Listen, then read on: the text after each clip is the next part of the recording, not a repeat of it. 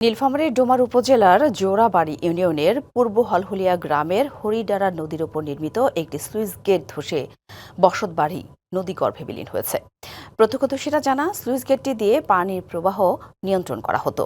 রবিবার সকাল থেকে গেটটি ধীরে ধীরে পানির নিচে বসে যেতে থাকে। এ নিয়ে আরও জানাতে নীলফামারীর ডোমারের স্লুইস গেট এলাকা থেকে সরাসরি যুক্ত হয়েছেন সহকর্মী ওয়ালি মাহমুদ সুমন। ধস প্রতিরোধ ও বিপর্যয় মোকাবেলায় প্রশাসনের পদক্ষেপ ও জনগণের ভোগান্তি নিয়ে বিস্তারিত জানাবেন।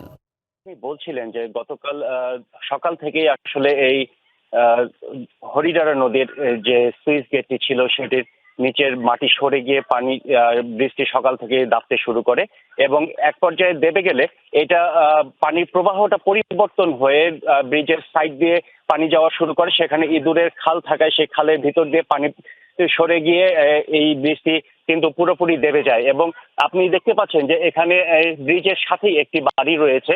নগদ নিয়ে এলো হার না মানা হার অফার। সর্বনিম্ন 10,000 টাকা রেমিটেন্স নগদে পাঠালে থাকছে স্বর্ণের হার জেতার সুযোগ। যে বাড়িটিতে একজন বিধবা মহিলা বসবাস করতেন, তার বাড়ির অর্ধেক অংশ এই নদীগর্ভে চলে গেছে এবং এর পাশ দিয়ে আরো 8 থেকে 10টি বসতবাড়ি রয়েছে যেগুলো ভাঙনের আশঙ্কায় পড়েছে।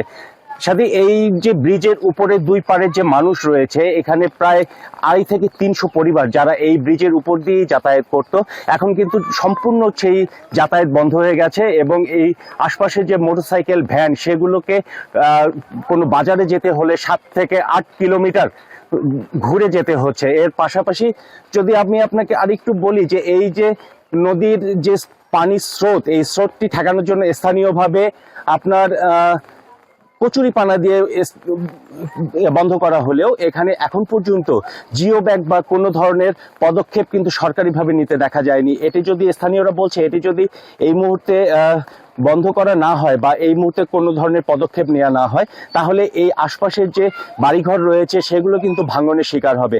এই বিষয়ে আমরা উপজেলা প্রকৌশলী এবং কৃষি বিভাগের সাথে কথা বলেছি। তারা যেটা বলেছেন যে এখানে যে নদীর স্রোত, এই পানি যদি নিয়ন্ত্রণ করা না যায় তাহলে এই